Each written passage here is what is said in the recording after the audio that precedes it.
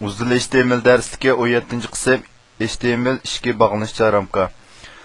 2 bağlanışçı ramkaga odatda iframe orqali aniqlab beramiz. Uning grammatikasi mahlalati bo'ldi.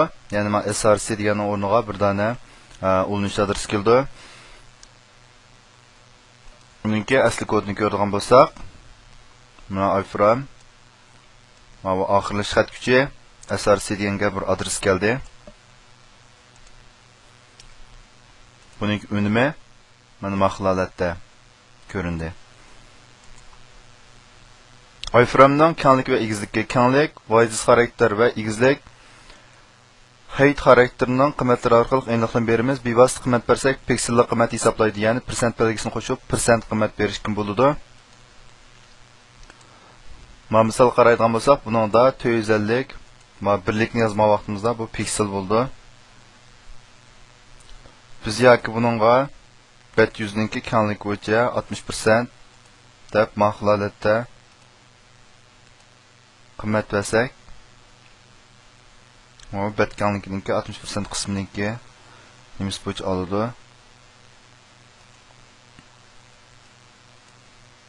To'xtaversin. Egizlikka 240 piksel. Buningki 40 hozir 0 degan qiymatni olgan bo'lsa,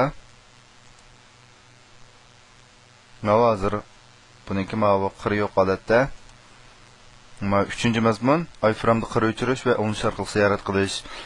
Mana iframe borderining qiymati 0 orqali mana 40 ni ko'rinmas qilg'ildi. Hozir mana 40 ko'rinmagan holatda.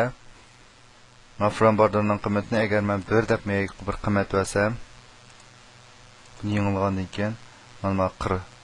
Hozir menda 40 ko'rindi. Anodagi ulanish xat kuchiniki tarjih xarakter qiymati bilan iframe'ning name qiymatini o'xshash qilish orqali ulanish adresini 2 bog'lanish ramkasining nishon ko'rsatish adres qilib ishlatkili bo'ldi.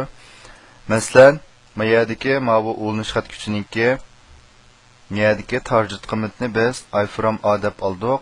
Ma iframe'ningki name qiymatiga iframe a deb ma qiymat bilan ma qiymatga o'xshash qiymat bergandan keyin biz mayadagi ulanish xat kuchiniki ma qiymatini boshqa vaqtimizda ma iframe'ningki mayadagi src qiymati ma a-ningki harf qiymatiga o'zgardi. Masalan, assalomu alaykum.